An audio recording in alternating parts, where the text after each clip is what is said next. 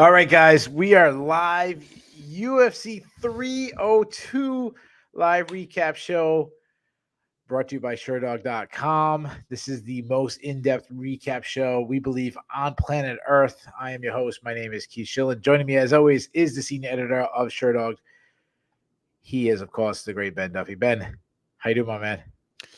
I'm doing all right. It was a pretty intense night of fights. No shortage of things to talk about tonight, for good and for bad.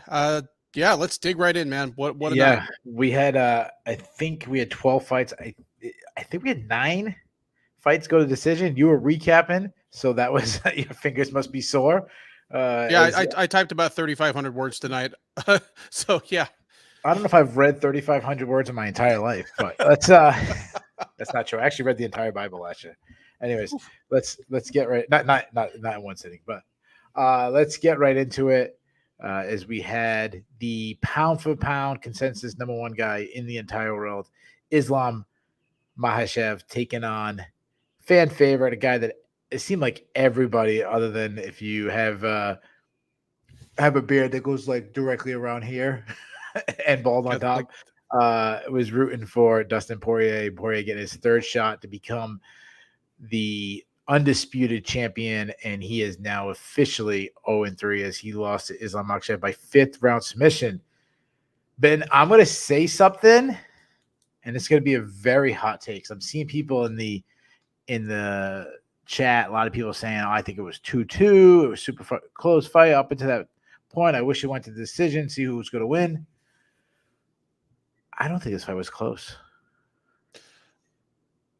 I don't think it was especially close either. For the record, I had it 3-1 Makhachev headed into the last round, and I thought Poirier just barely won round 4. That's exactly I had it. I thought he clearly lost the first 3 rounds. He clearly lost the first 3 rounds, and it's that fallacy of thinking where because Poirier wasn't getting beaten quite as badly or in the same ways as we expected, we equate that with success. Because honestly, if you told me that this fight was going to make it to the 5th round and Islam was going to be like 4 for 14 on takedown attempts or something, I'd be like, dude, did Poirier win? No, he didn't win. And he wasn't going to win if it went to a decision after the 5th round. But he did the Dustin Poirier thing. He put on an incredibly valiant performance in defeat. He did better than most of us expected. Yeah. And just kind of, while I'm sure he doesn't believe in moral victories, kind of just added to his legend even in defeat. Yeah.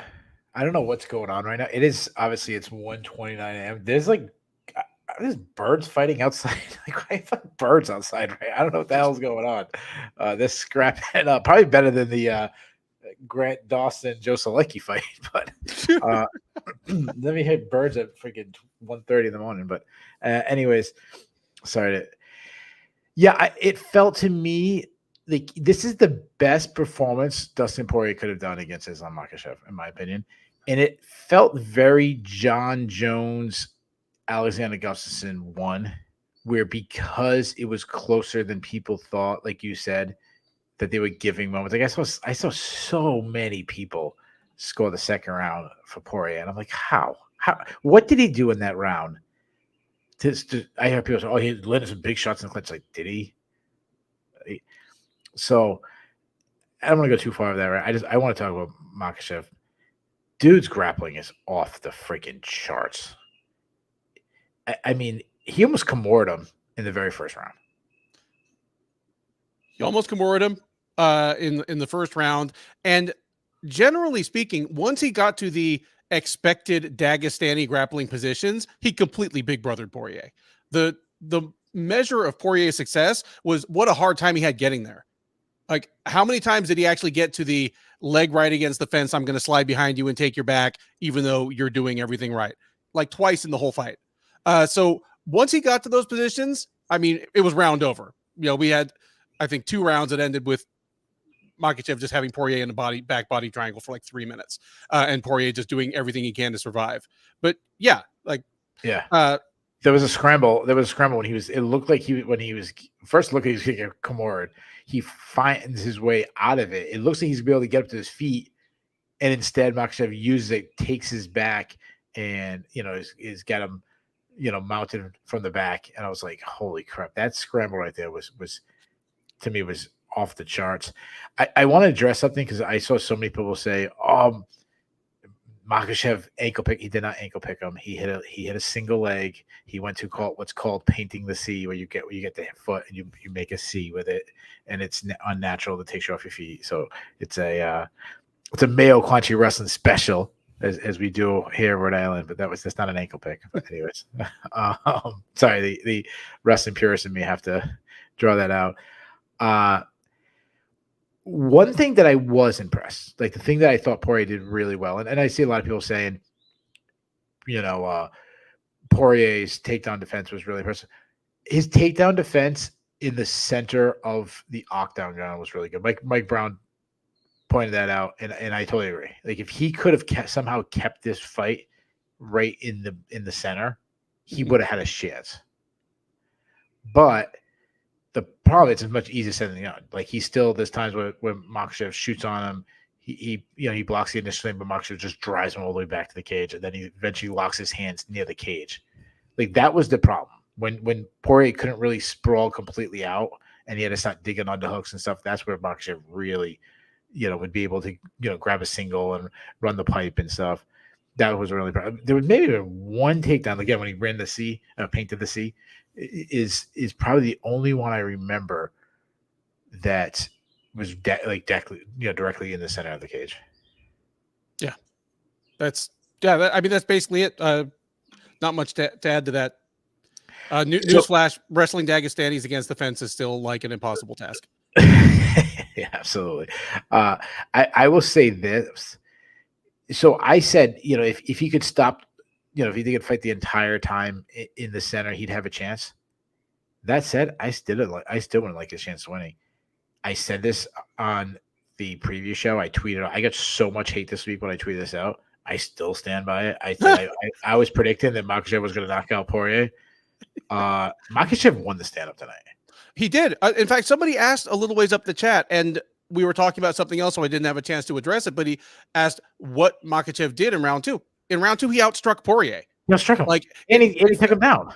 Yeah, I mean, he took him down. He didn't take him down until late in the round. So if you thought of it as just in a vacuum, a pure grappler versus striker contest, and Makhachev didn't get his takedown until I think 40 seconds were left in the round, I can see how you would think of that as a success for Poirier. But Poirier, while he was stuffing the first 3 takedown attempts, was getting outstruck. Yeah, absolutely. Yeah. So Poirier had a moment in the fourth where he landed a big elbow. That was obviously his best moment. That's why I actually swung the round to him because, Makhachev, I thought he was winning the stand-up, but it wasn't something like spectacular. He got a takedown, really didn't do too much with it. And then during a scramble, Poirier landed this elbow. It wasn't even like during a stand-up exchange. It was like he got to his feet in a scramble and landed this elbow. But I mean, it was very effective. I mean, he was cut big. It was bleeding pretty bad. So that's why I did give the fourth round to Poirier. But I mean, he hit an inside switch. I mean, I know it doesn't really work very well in MMA, but I just love to see it. Oh yeah, absolutely. Absolutely. Yeah. I love that. What I'll say about it is Makhachev, think about it, then the striking, who got rocked? I mean, it was Makhachev who rocked Poirier in the first round. Almost knocked him out in the first round. I mean, I don't think he was like that hard, but I'm saying like Makhachev never had his knees buckled the entire fight. There was one moment, I think, it might have been it might have been the fourth, it might have been late in the third, where Makhachev had like the plum clinch and Poirier just started landing some really hard body shots. It was like 3 or 4 in a row. That was a good moment. The elbow, I think he landed a pretty good shot right at the very end of the fourth, but like nothing that made Makhachev stand up, buckle or anything. But the stand up to me was like, it was really one-sided. Like I don't remember Poirier really having a big moment with a punch. No, I mean, he landed some solid shots, but one, Makhachev has a damn rugged chin. Like, if anybody could do what Adriano Martins did to him 15 million years ago, somebody else would have beaten him by now. But Makhachev got hit clean in the head probably 15 or 20 times by one of the hardest punchers in the division, and he didn't even stumble. Yeah, and was it the second round where Poirier came back to the corner and said, "I think I broke my nose," and then the guy touched his nose like, "Oh yeah, I felt that, like Yeah. my nose broken." Was that the second round? It might have been the third, I think it was. I can't remember. but it was early in the fight. Yes, it was definitely. And It was definitely no later than the third. because I broke my nose once in a wrestling practice, and I was like, "Oh my god!" I couldn't imagine like after that having a guy like Islam Makhachev throwing punches at my face, you know. And he just took it like no big deal. Like, I'm fine. Yeah. A point here from Chris Wiz. I mean, please don't confuse what I'm saying, at least, as saying that Islam took no damage. Like Poirier hit Islam more than any of his other opponents so far, except maybe Volkanovski in their first fight. But he was never in serious trouble, and the most visible damage he had, the cut. Well, he had like the scrape that was from like kind of a scrape of the new gloves that we'll get to, and then the worst shot he took was like that inadvertent clash of heads. So this is such like he got beat up, but his grappling's overrated.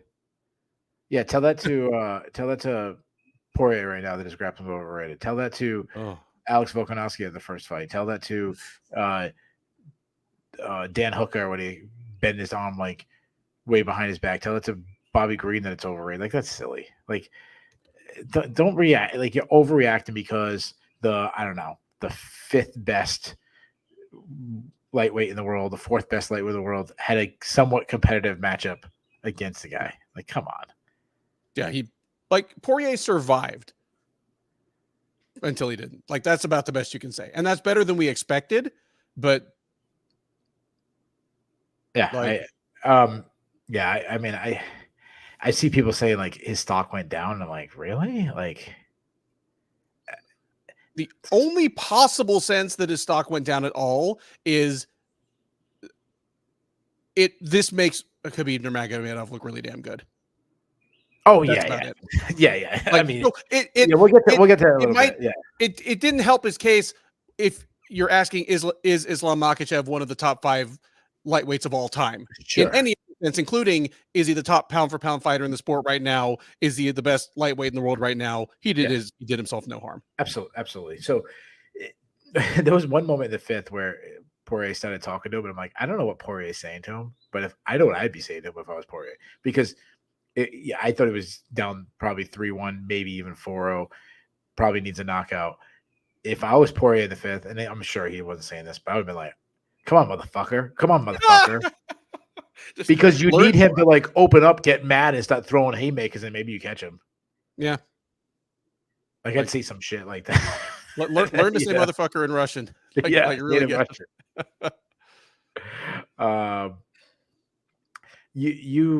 You mentioned Khabib and Nurmagomedov, and obviously those guys got to be compared. They've known each other since they were freaking little kids, and some people have called them 2.0. And who's you put Khabib over? If they fought each other, you put Khabib over Makhachev? My guess would be that Khabib always has and continues to get the best of Makhachev in the gym. I mean, now he does because he outweighs him by 60 pounds. But, even when they were both fighting actively, I get the feeling that Khabib was always and has always been a step ahead.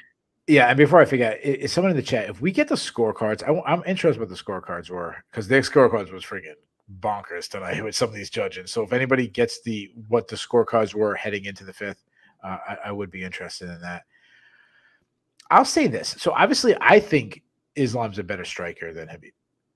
I do think Khabib's a better striker than he got credited, because, and not that like if he was a straight boxer, I think he'd struggle, but in the sense that his threat of wrestling was so dangerous that it opened up his chances to land punch. I mean, that's why he dropped Conor with a punch and stuff like that. Mm-hmm. But overall, if they had a straight boxing match or a kickboxing match, that I'd favor. When you're not worried about takedowns, I'd favor Makhachev. I think Makhachev is also, well, that's one big thing. The thing about Khabib that to me was clearly better is what we already talked about, is Makhachev's a good against the cage grappler. Khabib was great, even, shooting in, cutting the corner, chain wrestling. I do think Makhachev is good, but not to Khabib's level. And while both of them were serious submission threats, Khabib ruined your life first. Like he would pound you into oblivion before he submitted you. Well, Makhachev is more of a strictly try to catch a submission.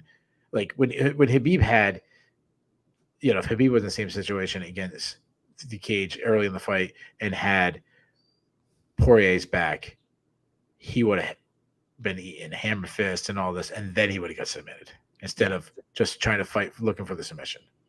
The meanness. And it's not just meanness. I'm sure Islam is just as capable of being mean, but when you are that strong and you're that fundamentally sound the grappler like Khabib was, that you just have a free hand a lot of the time.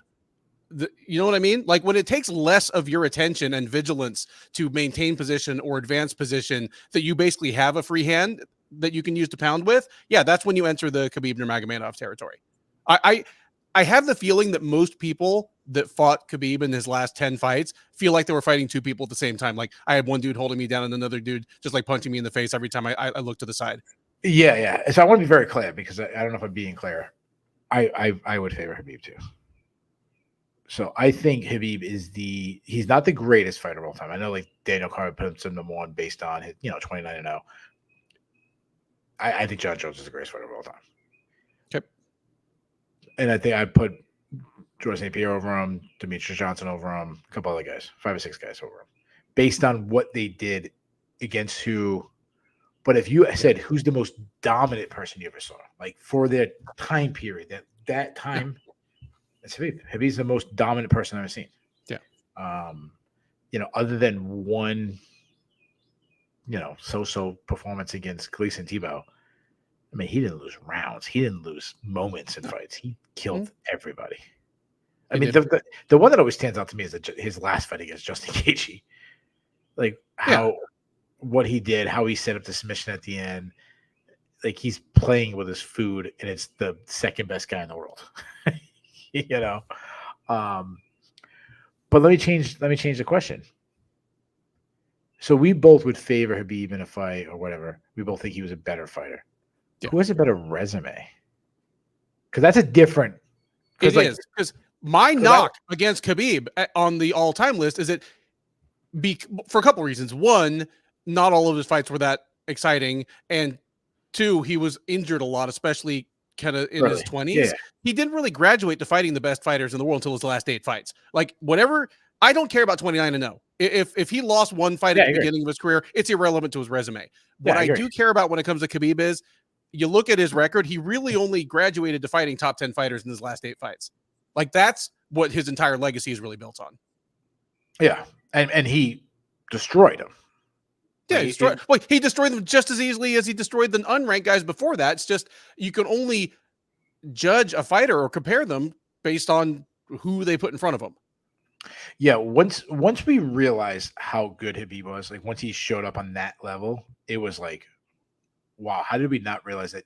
Oh my God, this guy's the greatest we've seen, because like he just show up. It was like he showed up and murdered everybody. It was like a friggin' Texas Chainsaw Massacre type movie where he's coming in and lock the doors to the mansion. Nobody can get out, and he's going room for room looking for people and slaughtering them. Like it was one of those kind of 1980s horror movies, Jason or something like that. When you think of who they fought, though, I mean, who did Khabib beat? I mean, he beat obviously Poirier and Gaethje and Conor. Who am I forgetting? I mean, he beat Kevin Lee and he beat Ally, but I'm talking about the top guys. I mean, it's again, like when you go back 6 fights, he's fighting like Michael Johnson types. Or Edson Barboza, where Edson Barboza was a long-time top 15 guy, and he's great at what he does, but that was the worst possible style matchup in the entire known universe for him. A guy that was absolutely going to put him on his back foot and absolutely going to take him down. Like his 4th to last fight was Ally Akinta. It's not his fault. Like Conor blew all that up. Yeah. It was supposed to be Tony Ferguson. But like, yeah, you can only judge him based on what he did. Like,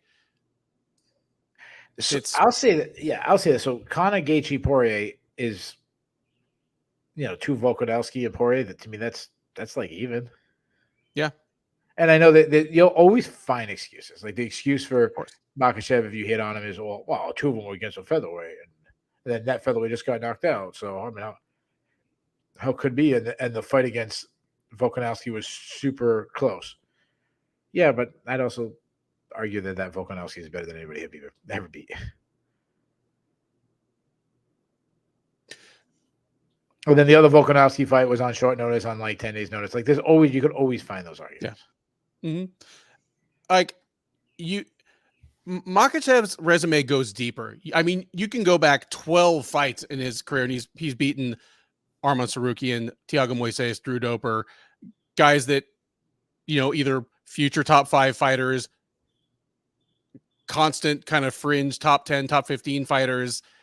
Yeah. Like, if you want to tell me that Makhachev's overall like his whole slate of fighters he fought in his so-called prime is already better than Khabib's, I might agree with you. He's not been quite as dominant against them. Like, people are having their moments against Islam.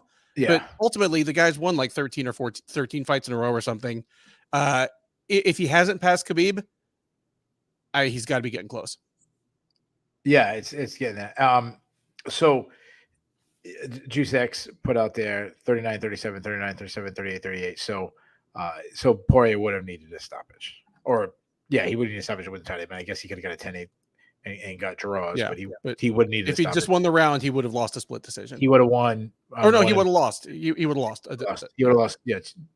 Unanimous. If he won the round, he would have won the last scorecard. So he would have lost a split decision. Okay, yeah. Sorry, he would have lost a split. So he needed a stoppage. So, yeah, 39-37. That's how I had it. So, okay. So the judges in this one, I don't know who the judges were. No, was it Chris Lee and Dave Torelli was part of the Strickland fight, right? That's the big thing. That was like two really bad. Well, Torelli turned in 2 of the worst scorecards of the year. That, if I think about it, there might be some of the worst scorecards in several years. So yeah, we'll get that to a little bit. Let me ask you this. So before we move on, he talked about moving up to welterweight. Yep.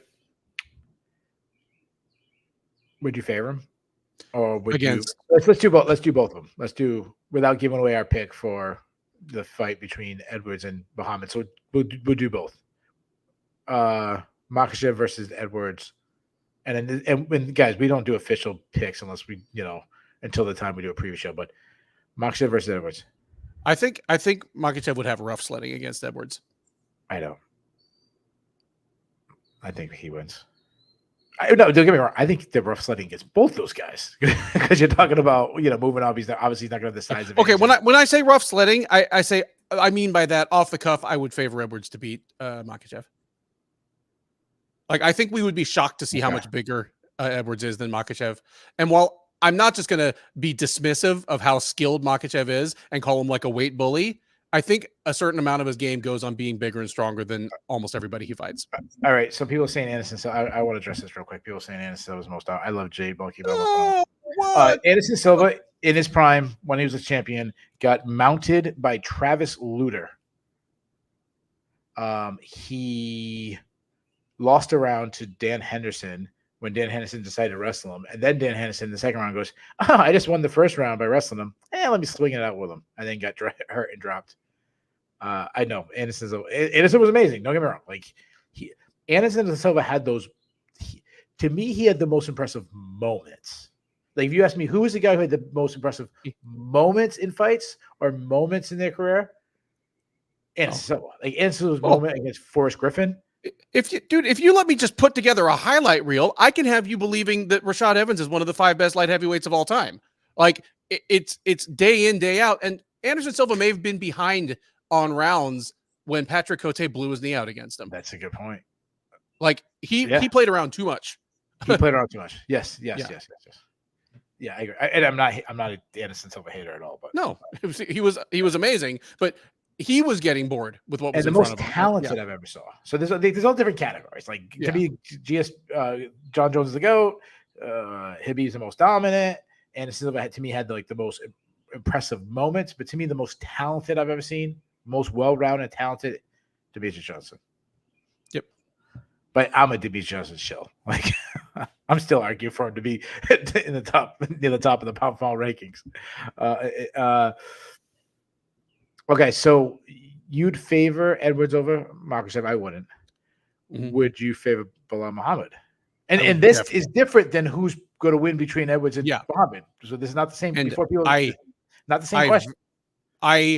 Again, off the cuff, no tape study, and not tipping my hand on who I think is going to win between Edwards and Muhammad. I favor Muhammad over Makhachev even more so. Oh, wow. See, wow, we're way different on this because now I feel it's even worse stylistic. I think a guy who wants to press the action and wrestle, give me Makhachev in that one. Again, that's all I'm going to say. Now let me go back to 155. We'll get to who we should fight next, but how about this? You're in Vegas. You have $100. You have to make a bet. You have to pick one guy. Who's the guy that could beat him? You have to pick one guy right now to beat him at 155. Who are you putting that $100 on? Makhachev? And this is not like a fantasy. Oh, Habib comes back. I mean, the guy who's actually fighting. Weirdly, and hell, we might see it next. I wouldn't mind seeing Sarukian fight him again next. Yeah. Like, I think of how much success Volkanovski had in the first fight. And Sarukian's a little undersized for a lightweight, but he's bigger than Volkanovski. He's a better wrestler. And while they fought once and both guys have improved since then, I think Sarukian has improved more than Makhachev since then. I still wouldn't favor him. Like, and if they fight, and again, it may be next, Makhachev is going to come in as like a minus 280 favorite, but you asked me to pick one guy. And Dustin Poirier may have been the ultimate hang around and see if I can get one huge moment of offense. And we just saw how it went. Yeah. Yeah. To me, there's only two options. Only two guys I can even see possibly beating him. The one guy you just said, I put number 2. Sarukian, I put number 2. The one guy, some people are gonna laugh at me for this one. If I had $100, I'd take someone. Give me Max Holloway.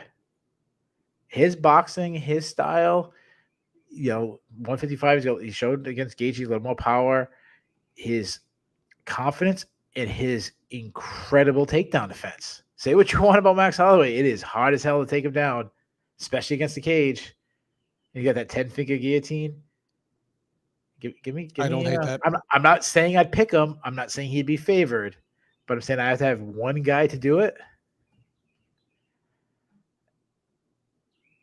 You know another guy? Who? How about the champion, 145? He might be a little on this. He'd be undersized, but I'm just throwing names. I'm just now. All right, now I'm getting a little crazy. To Poirier, obviously. All right, we have a winner. 1 foot out the door, saying that Holloway was out wrestled by McGregor, leaving aside the fact that he was 20 years old at the time. We have found a fact that is even less relevant than Makhachev getting knocked out by Adriano Martins. Yeah, maybe that's the answer. Adriano Martins. Where's he at? Bring him back. All right, so next in line. What would you do with Islam Makhachev? Well, we'll throw this out to all the chat. So you're the UFC. The way we do it is not who's next. The way we do it is we're the Supreme King. We pick who's next. So throw the chat who you'd book against. And you know what I would do? Let me throw out some names real quick. These are guys that people said may be able to beat Makhachev, who would have the best chance of beating him. So Dev says Max Holloway. Juice says Max. Marcus Musa says Gaethje. I think that's not. Sorry, I love you, Marcus, but to get nuts on that one. Davis Alwo says Armin. Ninja Kitty goes Max Holloway. Let's see. Ant Walker says Holloway is the sexier fight. Armin deserves it, but Holloway is the sexier fight, which I mean basically wraps it up for me. This one, Mitchell goes Sarukian, Holloway, but then also throws in Oliveira, who who already got killed by Makhachev, but okay. But you know what? Maybe he catch a sub, something. He certainly could. Here's the like Sarukian has won like 10 of his last 11 or something going back to their first fight. The fight would definitely promote itself to a certain extent, even if it's not as sexy as the Holloway fight. All that goes out the window if Makhachev wants to try at 170. If he wants to try at 170, I say give him one fight against a contender and then in against or hell, if you feel like it, considering that again, he's only the third guy to defend the UFC lightweight title that many times, you say, okay, he's dominant enough, let him slot straight in against the winner of Edwards and Muhammad. I'm fine with either of those. But if he sticks it at lightweight, I am the meritocracy guy. It's got to be either Sarukian or Gamrot. Yeah, I'd do Sarukian. The personal history there, and yeah, he's coming off the bigger win, beating Charles Oliveira. I mean, dude, if one camp with Gamrot allowed Poirier to do this, maybe we need to see this fight. Yeah, and then also the reason why I'd go with Sarukian too, I agree with what Ed said, being Holloway is a sexy fight. I would have gave Holloway the fight over Poirier. I mean, I said that on the previous show. You have that fight still at 145. Like Holloway can still have that moment against the Poirier. So yeah, I'd probably go Sarukian too. Let's talk about Dustin Poirier real quick. He kind of hinted at possibly retiring. If we never see Dustin Poirier again, just wrap him up. Tell me your thoughts about Poirier. Okay, Dustin Poirier at this point for me has moved into sole possession of first place on the list of greatest UFC fighters never to win an undisputed title. He has bumped out Joey Benavidez, Yoel Romero, Chad Mendez, whoever else was on that list. Yeah.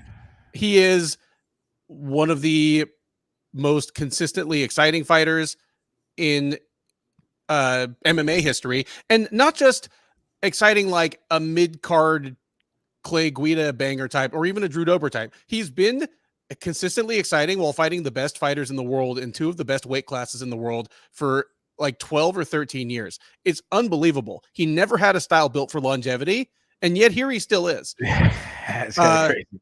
Like, just it's his 50th fight. He is not the guy you would have picked to get through 50 fights when Korean Zombie was knocking him silly and then choking him out almost like 10 years ago. Like, it's ancillary. It doesn't matter. Like, it doesn't matter that he is also one of just like the best citizens and family men and most just generally admirable people in MMA history. It doesn't help his fighting resume any more than being a despicable person hurts John Jones's resume. Like, I can separate the two, but all else being equal, it's great to have somebody that you can tell your mom you root for. Yeah, absolutely. Like my mom is never going to text me saying, "Did you see what that guy from Louisiana did? Why would he do that?" Yeah. That's my mom's Vietnamese accent for everybody. But so to me, how I would wrap up Poirier, it's simple. There's a handful of guys in MMA history that just everybody likes. There's 3 or 4 guys you'll never hear anybody say anything negative ever about. And the crazy thing about Poirier is he's one of these guys. He's been in the big fights against some of the guys that have such a history with their fans being like hostile, like being rival with Conor. And even the most hardcore Conor fan, yeah, they might be rooting for Conor to beat Poirier, but they still like Dustin Poirier. Mm-hmm. No, nobody roots against Poirier. No, like you might like his opponent better, but nobody roots. Nobody goes boo Dustin. Like who the hell? Like, show me the person who hates Dustin Poirier. Yeah, exactly. That's how I obviously everything saying about his fighting skills and just to me an overachiever. If you told me 10 years ago when he was fighting at 145 that Dustin Poirier would be headlining pay-per-views and be an all-time great, I wouldn't have guessed it. Let's matchmake him anyways. Because to me, there's a lot of matchups you can still do with Dustin Poirier. I agree, but there's only one that I really want to see next. All right, so give it to me. Colby Covington. That's what I had 4 names on my list because I'm cheating, and that was one of them. Because he said he only wants big fights. Well, there's history. Now he did say about Conor he doesn't want one of these big emotional things. So, you get that with Colby, and especially because he's very touchy with, you don't talk about his family. You don't do that. He's such a family guy. Colby would do that. Colby would I don't know, call his wife a slut or call her fat or ugly or the kid's retarded or something. So who knows what Colby would do? I don't know if Poirier would do it. That's a good point. But 2 years ago when they had this beef, I was saying oh my God, don't fight Colby. That's the worst stylistic matchup for Dustin Poirier. Not anymore. I think Poirier might put him out. Agreed. Because the thing is, Colby, whatever we may make of his personality, Sure. One of the more admirable things about him as a fighter is that he has made that style work despite being undersized for welterweight. He does not walk. He walks around, would be my guess, within 5 pounds of what both Khabib and Islam weigh. He's like a 5'11" guy, generously put. He's not a tank. He's a small welterweight, and yet he's one of the best wrestlers, in the division, or he has been. I don't know if he bullies Poirier on the ground any worse than Islam or Khabib. He might have trouble duplicating that. And without that, he is a high volume, low power striker, the kind of guy that Poirier is just built to knock the hell out. Yeah, but his volume hasn't been there. He's been after that first Usman fight, he's worried about getting knocked out. He fights so conservative now. I mean, and he got half his teeth knocked out on the street since then. Yeah. Now Masvidal was such a bad. I mean, Covington was such a bad stylistic matchup from Masvidal. It is what it is. But the way he fought Usman the second fight, the way he fought Edwards, he didn't stop fighting Usman the second fight until the 4th, 5th round, and then did the same thing against Edwards. Looked pretty well late against both those guys, but he was so worried, gun shy. And then you have Poirier, who's known for his punching power. People have said on record over and over that he's the hardest guy to ever get punched by. Yeah, I'll give you 3 more possible matchups. All right, and then we don't usually just pick one, but if Conor beats Michael Chandler, I'm not doing the Conor fight. They fought 3 times. Yeah, I just give him another lightweight. Kind of deserves a big step up. Give him Renato Moicano. Okay. If Chandler beats Conor, Chandler deserves a big fight then if he beats Conor. Well, what's a bigger fight than Dustin Poirier? And I know they already fought each other, but it was a hell of a fight. It was fish hooking and biting and head clashing, all kinds of dirt. Let them fight again. And the easiest one, go find Nate Diaz. They were supposed to fight each other. Dig up Nate, give him a shitload of money, and let Diaz and Poirier finally fight each other. I mean, I guess at this point, I'm mostly interested in, okay, what gets Dustin Poirier another paycheck before he swings off into the sunset and goes to, build houses for flood victims in Louisiana with his own hands. So, because of that, it's no longer, well, what does Nate Diaz deserve or what has he earned? And without thinking about that, yeah, I like the fight just fine. Yeah. So Nate's too old, but Nick is fighting in a month or 2. Yeah, he's saying Jade's saying Nate's too old. Let me tell you right now, and I'm a broken record. I don't know why I have to say this every single week, but I'm going to say it again. And I say it on Twitter, and I say people who follow me on Twitter are hardcore MMA fans. People who come in this chat are hardcore MMA fans. You never, ever, ever cater to the hardcore MMA fans because we're always going to watch. Right? Yep. But if I tell my friend who watches 4 or 5 fights a year and they say, "Oh, what do you do? What should they do with Poirier next?" And I go, "Nate Diaz," they'd be like, "Oh, dude, that'd be fantastic. That'd be great. Who do you think would win? Who would be the favorite? Who do you think would win? I think Dustin Poirier would murder him. Who would be the favorite? Dustin Poirier would be -700, -800. But they don't know, Nope. And they would buy the pay-per-view all excited. And yeah, if you're watching this right now, again, it means you probably watch all or almost all of the 42 or 43 UFC events a year. It's hard for us to even imagine what your view on the sport is like if you only watch 5 events a year and your news about what has happened in between those comes purely from what the UFC says across the table, because they will do their best to tell you that Nate Diaz is dangerous and he could tap out Poirier. They'll show you him like tapping out Kurt Pellegrino 17 years ago and flipping his middle fingers in the air.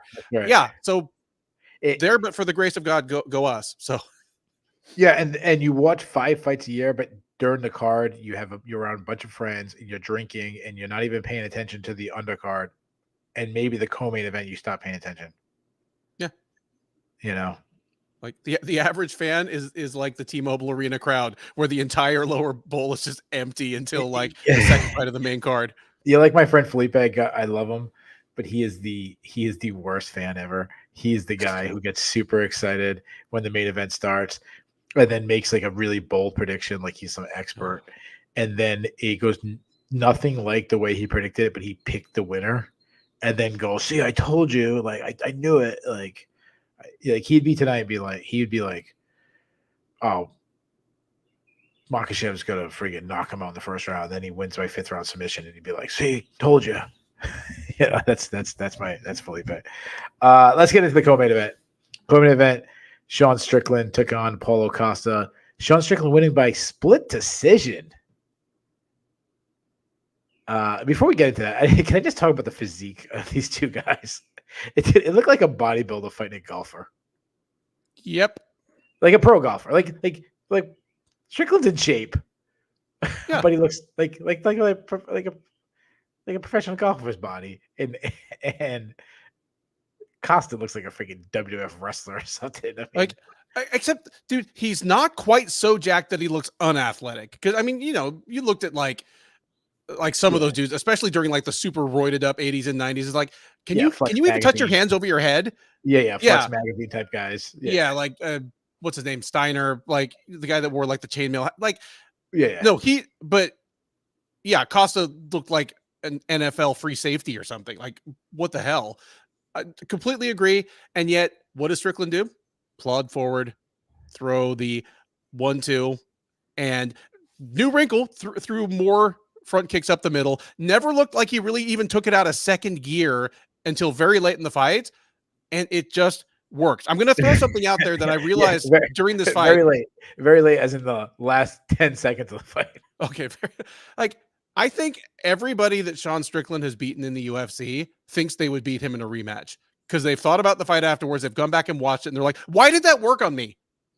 Yeah, why didn't I just?" Yeah. And dude, Brendan Allen would bet his house that he would beat Strickland if they fought again tomorrow. And the way he fights, like, you're willing to rematch him because you didn't get hurt. Yeah, look, you might be a little sore right now, but like Israel Adesanya, if you think he's the greatest striker in mixed martial arts history, I might not agree, but I wouldn't laugh. And Strickland, it worked for him. Like, it's unbelievable how that works. He is a truly unique fighter. Fighting strong, Sean Strickland's like doing like a Pilates class. Like, I'm sure you're a little sore afterwards, and you don't want to work out like right then, but your fat ass goes the next day. What's that one like the fat chicks do? Like bellies or something. What's the workout the fat chicks do? Curves. That's it. There you go. Curves. Yeah. Like, I'm sure they're sore afterwards, but you still go back the next day. Like, that's fighting Sean Strickland doing a curves class. To me, there was some good moments in this fight. So first of all, I really do like Costa's strategy to come out early, kicking the legs. I like that he was thrown to the body. Like, I thought it was really wise, but then I loved how Strickland countered it. Like, I love that Strickland was like, "Okay, I'm just going to pressure you. I'm going to get you to constantly back up." If you've never like boxed or did MMA, I'll tell you right. Like, I used to, like, I did it, but also I like started coaching some people later on. And like, there's one guy I used to always tell, like, "I just want you coming at me the whole time. Don't back up." And I wasn't like hitting my hardest. And I'll tell you, it sucks. Even holding pads. If someone's pressuring you, trying to get them to pressure you, it's hard to hold pads and back up. It'll tire. People don't realize how tiring it is to walk backwards, because it's just not natural. Oh, dude, you put it perfectly on a preview once. You said run 100 meters forward and then run 40 backwards and tell me which one makes you more tired. Oh, yeah. Yeah, like Yeah. And funny thing is, watching Strickland's approach, it shouldn't work. It's just a jab, occasional, I guess, left cross in his case. But the jab is quick because anytime Costa tried to stand his ground, like Strickland went from looking like he was going about 50% to that jab was like cobra fast, like right in Costa's face. And you're right, dude. You can't just walk through that jab. Like the person who's tried the hardest is Duplessis, and he got a close fight out of it that I thought he should have lost. Like, yeah,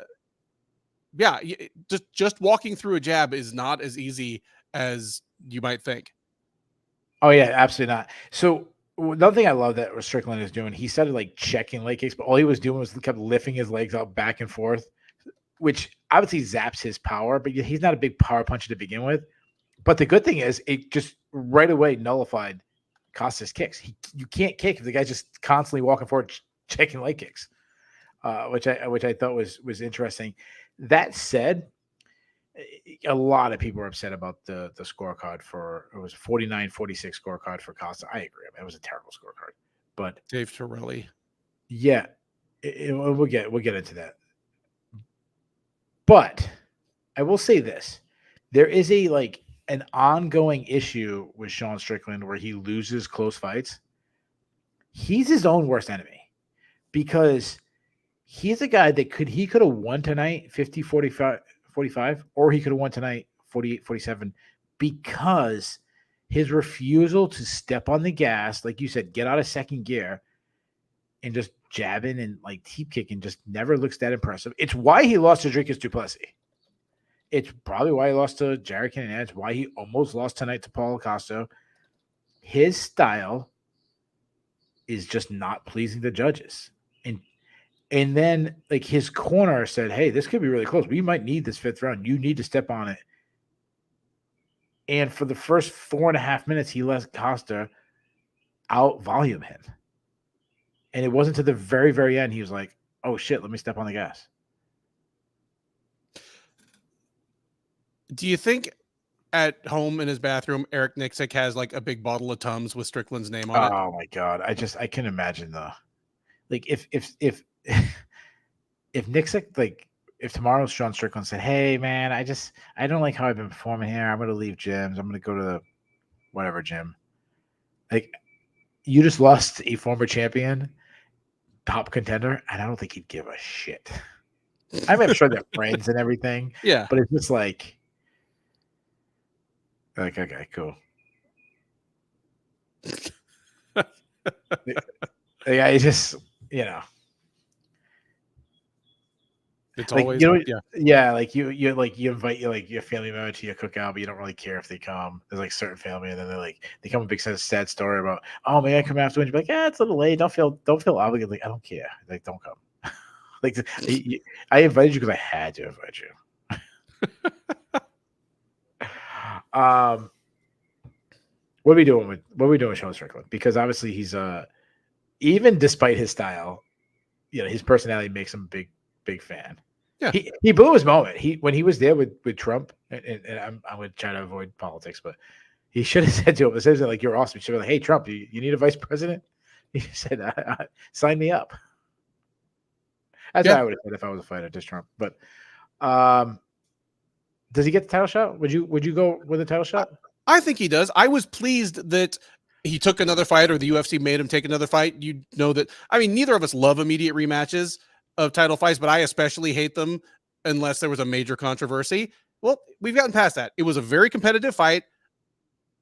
Some people thought Duplessis won. I thought Strickland won, but it's close enough that nobody's like, oh, we never need to see that again. And yeah, he went and won a fight against a guy that was coming off a win. I think you do the rematch. It'll probably sell. They're going to talk and jaw at each other. And now is that assuming you don't do Izzy? Because I know there's rumored that in 305 that's rumored. Okay. Fight. Would you if you can do Izzy versus Duplessis, I think that kind of trumps everything. Okay. But you'd still have Strickland waiting. Number 2. Yeah. Okay. At worst, I got Strickland number 2. Okay. So but you'd have him fighting the winner. I mean, it's marketable. Well, 1, it's Izzy. 2, it's Izzy versus Duplessis, and they have this weird like serious hatred for each other that I'm not even going to delve into. But short of that, yeah, other than that, making Strickland wait in line behind someone that he beat easily doesn't sit well with me. Okay. It's tough because there's one matchup I keep thinking about and how fun this would be. I totally agree with everything you said. Like, I almost wait to see what happens in that fight. I am more interested in seeing a Strickland Izzy rematch if Izzy wins the title, just to see if that was a fluke or like he just has Izzy's number. But obviously, if Duplessis wins, that fight was so close. I mean, that's one of those ones. I think you asked 100 people, it's 50-50 down there. I mean, it was anybody who's like scored the fight was like 3-2, one way or the other. Mm-hmm. There's just one matchup I keep thinking of. I want to give him the Whitaker Chimaev winner. Oh, hoping Chimaev wins. Because that shit on like media day and press conference and all that would just be so fun if Chimaev won. Oh my goodness. Yes. And I mean, Chimaev is from Chechnya, right next door to Dagestan. So I'm pretty sure that Strickland will accidentally call him a motherfucker at some point, even if he doesn't want to, because that's just how Strickland talks, and we'll get to see some fireworks. Everyone keeps. I said fat chicks, and everyone keeps. Listen, I've had some fat chicks in my life. Every single guy's had some fat chicks before. Sometimes you go to the bar and you get your type. Sometimes you take what's available. A 2 at 10 o'clock is a 10 at 2 o'clock. That's right. Yes. Costa's in a tough situation. The guy's he's not in a tough situation. He's in a great situation. He hasn't done shit really in like 5 years, and he keeps getting marquee matchups. Yeah, but like, what do you do with this guy? Because he keeps losing. Dude, it's what you always say. If use whatever juice he's got. If you don't think he's a threat to win the title himself, you use whatever juice he's got left to put over your next star. Dude, if Khamzat loses to Whitaker, let Costa and Khamzat fight. That can headline a fight night. That can be second. Hell, they could probably make that second from the top on a pay-per-view. Because Khamzat has that little bit of appeal to him. Yeah. Do I think he mops the floor with Costa? Yeah, but I'm not dead sure until I actually see it, because Khamzat has put in some mystifying performances here and there. And there's always a chance that he shows up weighing 197 pounds, rest in peace, Rumble Johnson, and then blows the whole card up. I'm going to force him to go to 205 because, like, Costa. Yeah, Costa. Okay, yeah. Just because he's fought a bunch of people at one, like, there's nothing that makes sense. Like, his name value still, like you can put him against Brendan Allen just to get Brendan Allen a big win against a name, but like, I feel like Allen's already past that point.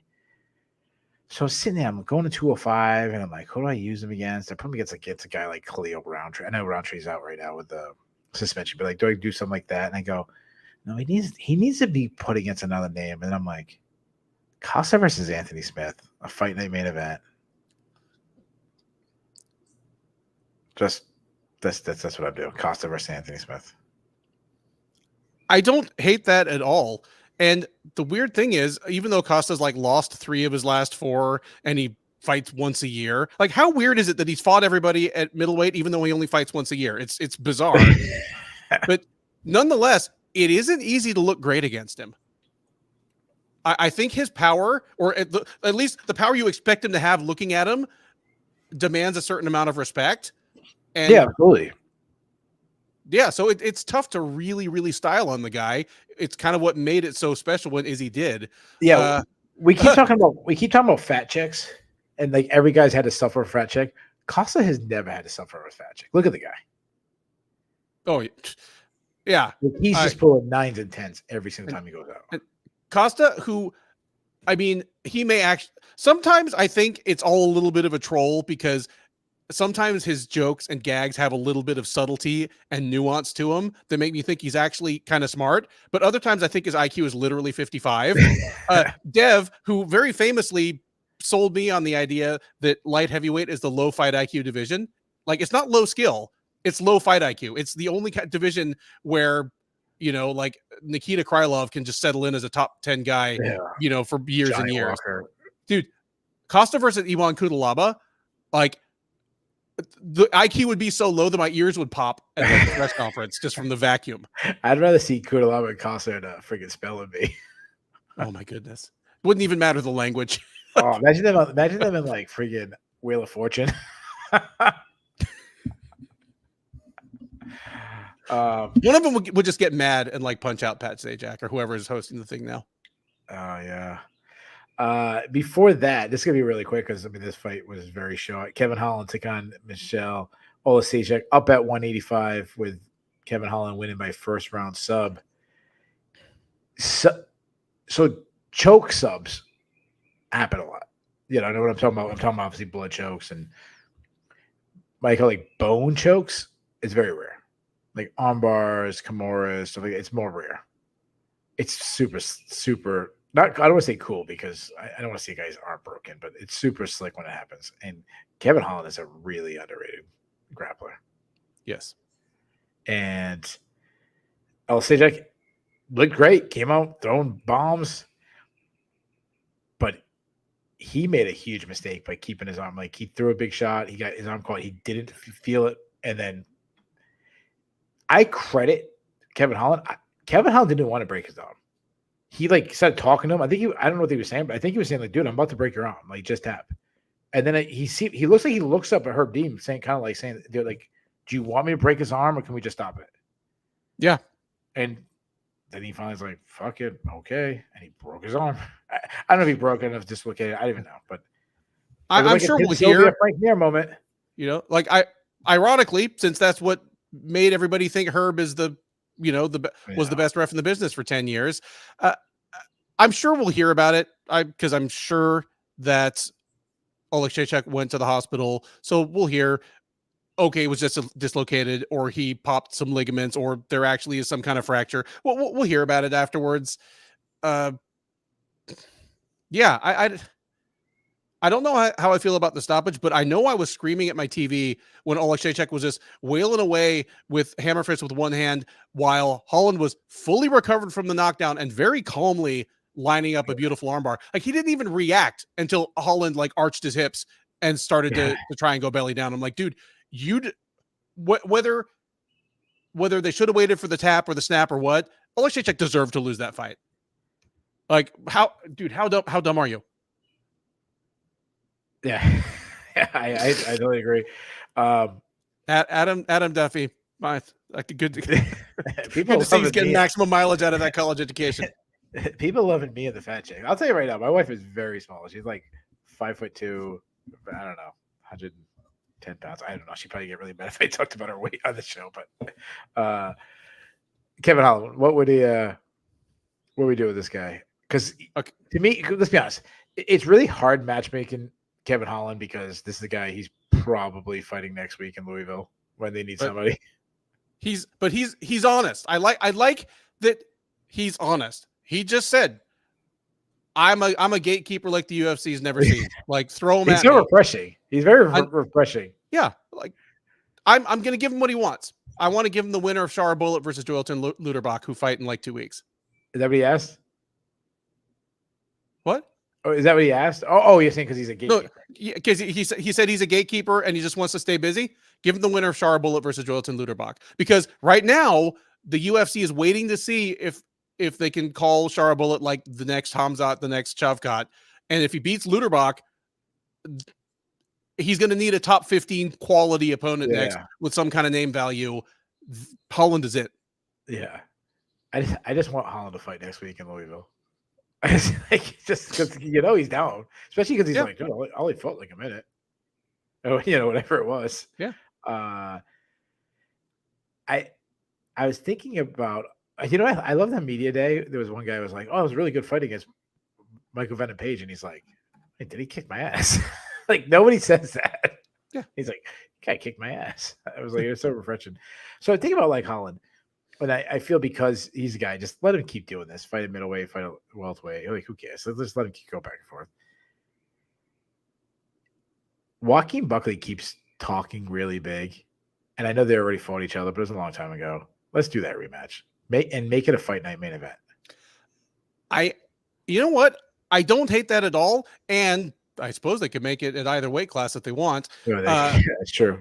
Since Buckley has decided that his best future lies at 170, I don't hate that at all. And I mean, it's tough to say improved with Holland because that's like rolling a die and you roll a high number and you're like, hey, that die has improved. No, it's just it had a good night. That's true. That's a good point. But Buckley may be improving. Oh, absolutely. From a guy who not just can knock out anybody, but can win fights without knocking people out. Yeah. And And Holland will take that fight because his mom didn't raise no hoe. Whatever the hell that means. There you go. As Buckley keeps saying, I don't think that insult is going over like he thinks it is. Yeah, it would give Buckley something else to talk about other than like Cub Swanson and Conor McGregor. Yeah, so weird. Like, it's funny. You're an active fighter and you talk like a fan from 2008. Yeah. What's a weirder beef right now? Joaquin Buckley and Cub Swanson, or Campbell McLaren and Matt Brown? Did you see that one? No, what I mean, Campbell will say he's crazy. That guy is crazy. Like, shut up, dude.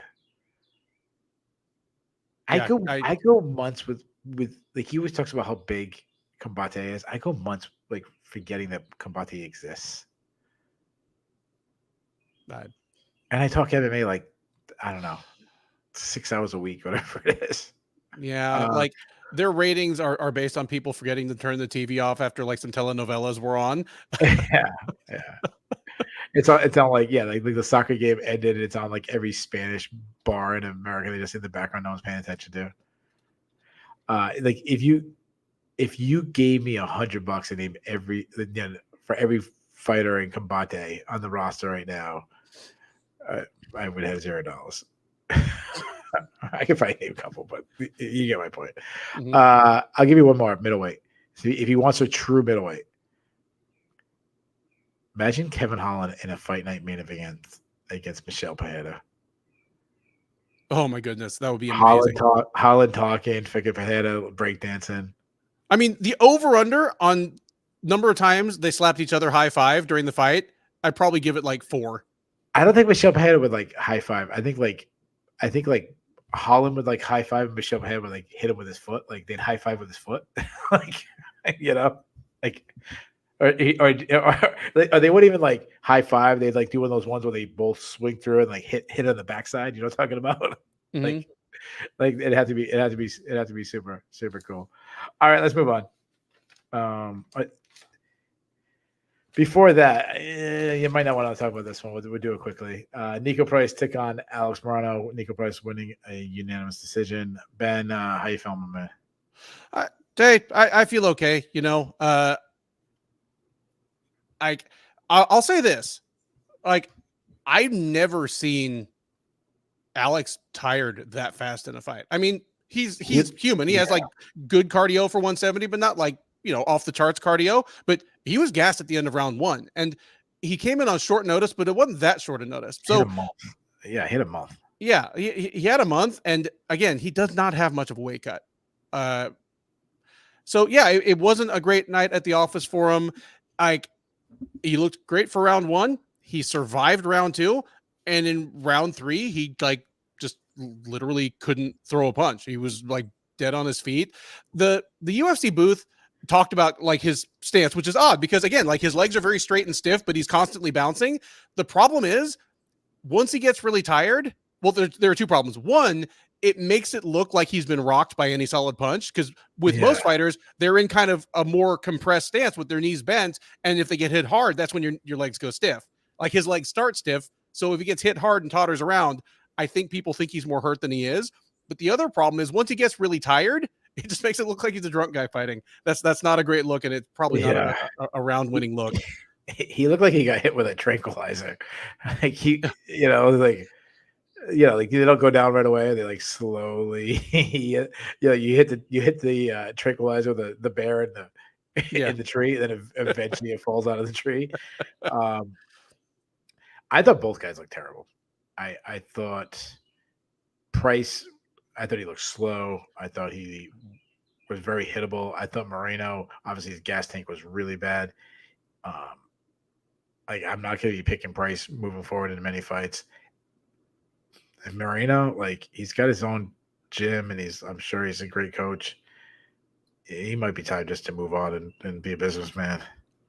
I mean, we'll see what happens. Because it used to be that, you know, when he had a fight coming up, he would really like split his weeks where, you know, he'd be at Fortis, like, you know, Wednesday through Saturday or whatever, and he'd just teach a couple class on Monday and Tuesday. Whereas, I mean, this time I saw him every Wednesday for at least the last month, and I saw him last Sunday.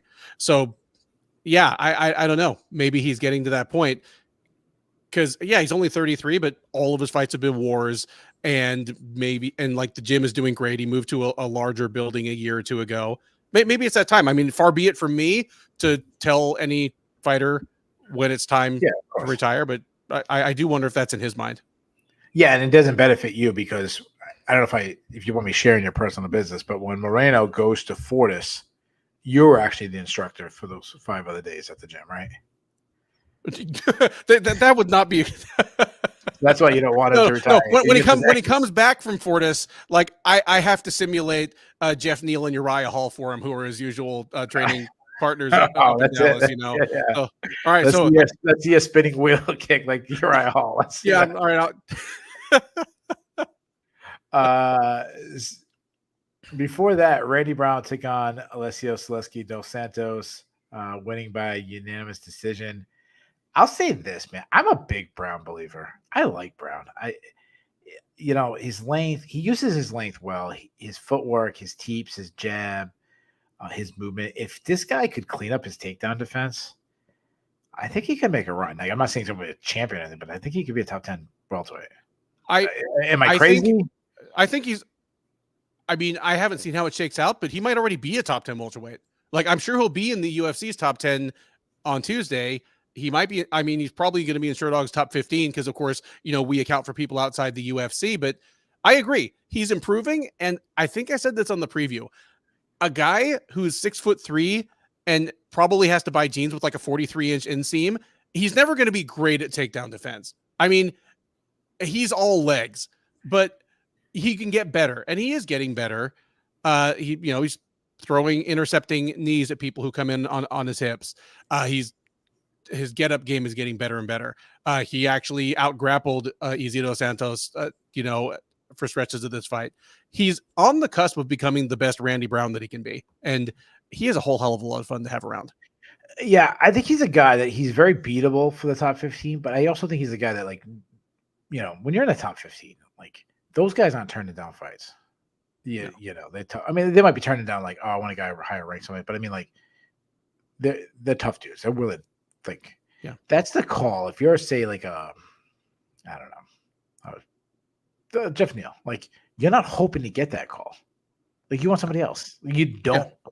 Like, you could beat, like, everyone in the top 15 could possibly beat him, but it's going to be tricky and it's going to be tough. And it's like, man, damn, I wish you'd just call me about somebody else, you know? And I mean, 170 traditionally has been full of incredible wrestlers at the top, and it still is, but we're 5 years on from the time when that top was just Kamaru Usman, Colby Covington, Gilbert Burns, Bilal Muhammad making his way up, Leon Edwards making his way up.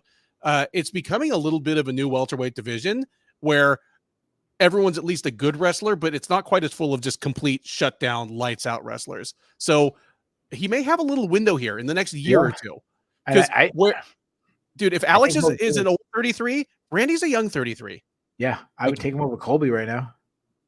Yeah. And that's like probably the best wrestler in the division, or one of the best wrestlers in the division. Yeah, I'd have to look at the division. He's probably not the best wrestler, but you get my point. Yeah.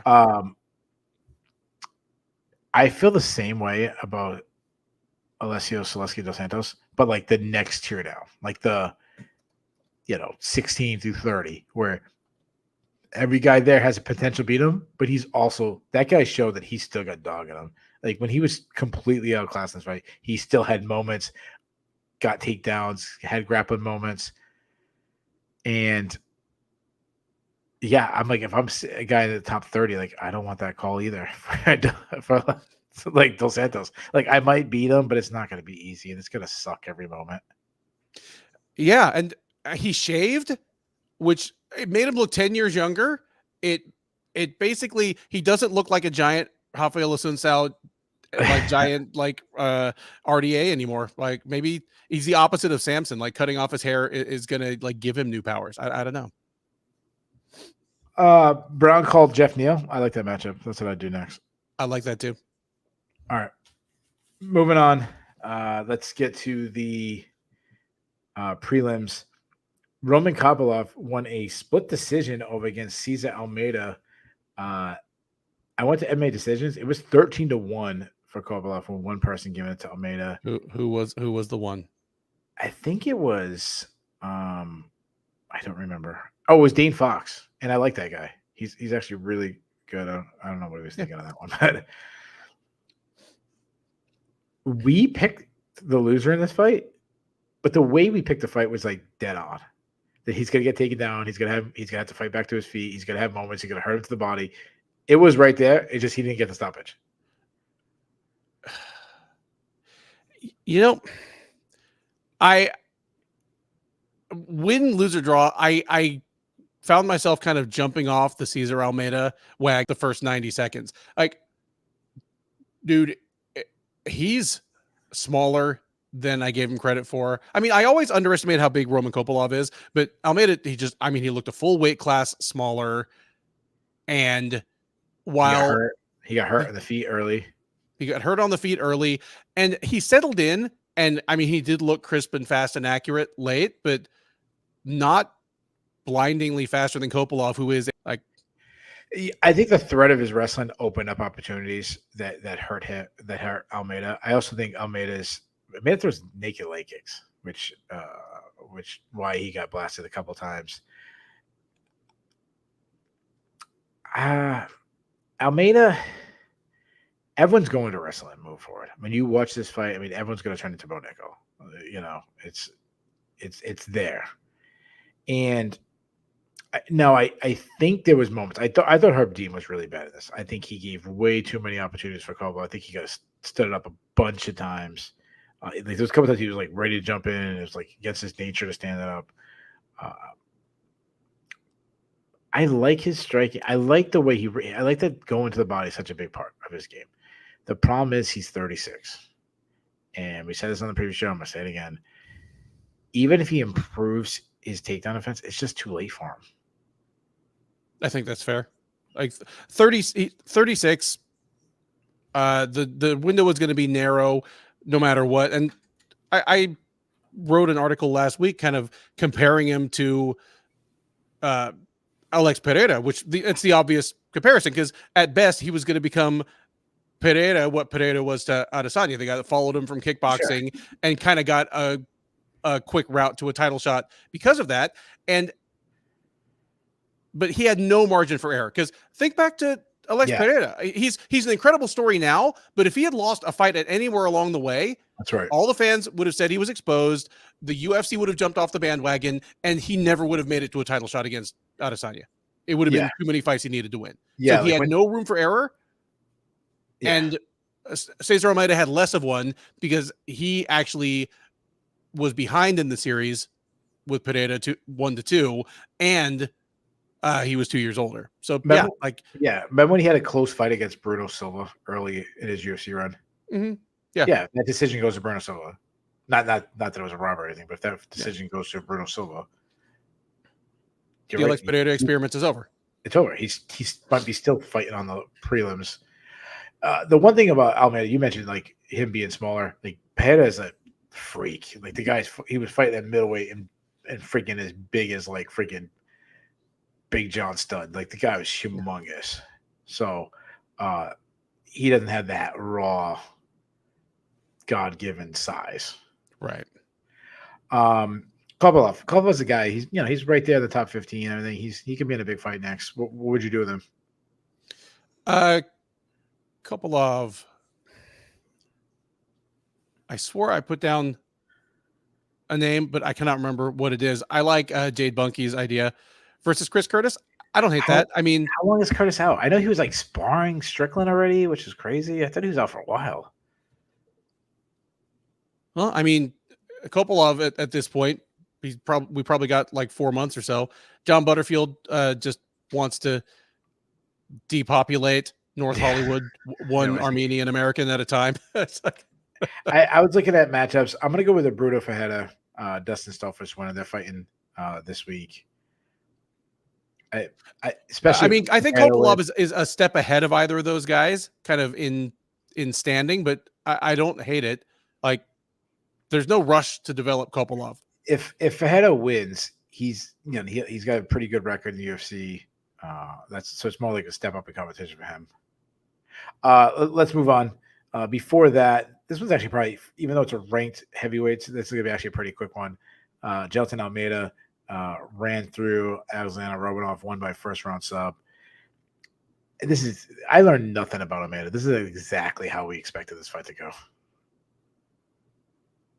Like, he took him down immediately, took his back, subbed him. Yep, that's pretty much it. There aren't many fighters where I draw conclusions about their readiness to fight based on how they look at the weigh-ins, not who looked scared or who looked shook at the weigh-ins, or even how they look physically. There's a very short list. The first high-level fighter I remember knowing it about was Fabricio Verdum. Like, okay, if Verdum shows up looking soft, I know that he is unmotivated. He's been a goofball during camp, and he might not lose, but he's going to be vulnerable. Yeah. Romanov, 240-pound Romanov is one thing. 265 Romanov is a different thing. Shout outs to our constant listener, Portia Baines, or the 50-year-old hairy knuckle guy that is catfishing us as Portia Baines for saying that Romanov is a human lasagna, because he really is. Because the thing about lasagna is there's like multiple different layers to it, and they're all terrible for you. Like that's Alexander Romanov. Fat chick loves lasagna. I take my fat chicks out for a lasagna dinner. Yeah. I did totally what he said. So Almeida obviously had a lot of hype. A lot of people were predicting him to be heavyweight champion one day. Is it still a possibility? Yes. Okay. We've already seen him against the one person in the division who was the worst stylistic matchup for him. A guy that's just as big, just as athletic, and actually better at the things that he's good at. Like, that's Curtis Blaydes. We've seen it. Blaydes is, even though I think he actually has more fights than Blaydes has more tread off the tires. So he could wait out Blaydes. Like, Blaydes will not still be fighting like this when he's 40. I still see him having a really hard time with John Jones, which again, John Jones might not be around for much longer. And I still see him have a hard time with Tom Aspinall. Aspinall, I agree. Like, Aspinall's another one that, like Blaydes, is bigger, just as athletic, and better at the things that Almeida is good at. So that's another one that'll always be a tough matchup. And Aspinall is young. So yeah, I mean, but I still think he's going to fight for a title at some point, and he could hang around to be a top 5, top 10 guy for another 10 years. Yeah. One thing I will say, I thought he had the perfect call out. I think he picked, not only did he pick like someone to make sense, but the perfect stylistic matchup. He called out Cyril Gane. Mm-hmm. That is a perfect call out. And he did it in such a charming way. Like, he's not like, Cyril Gane, you absolutely suck. Or, motherfucker, you've taken everything I'm working for. No, he's like, I've never been to France. Like, that's how I would call someone out. I've never been to France. Let me go. He says motherfucker, and Islam like, don't say that. I also would mind him. You say something about my mother? Yeah, I also wouldn't mind him against the Volkov Sergey Pavlovich winner. Like, that one works for me too. Just because of like the styles, that'd be much tougher. Yeah. Let's move on. Before that, Grant Dawson took on Joe Selecki in the absolute snoozer of the night. I think he was on top for like 14 and a half minutes. Grant Dawson write your own jokes. Yeah. When I die and I'm like, I have that last moment of saying bye to my family, I'm assuming I'm like in hospice somewhere in a bed. I think my last words are going to be like, wrestling's better than BJJ. Like, I'm just going to go to my deathbed saying that. Like, it's just another example. Like, don't play BJJ against a wrestler that has an understanding of submission defense. And okay, I was like, I'm an American. I'm a former wrestler, just like you, even if I'm only half as American and only half the wrestler. But I'll give you this. I would much, much rather have a lifelong wrestler who has 2 years of BJJ than a lifelong jiu-jitsu artist that has 2 years of wrestling 100% every day of the week and twice on fucking Sunday. Totally.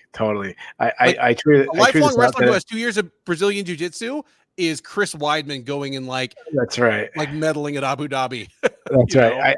I tweeted this out and very similar to what you're saying.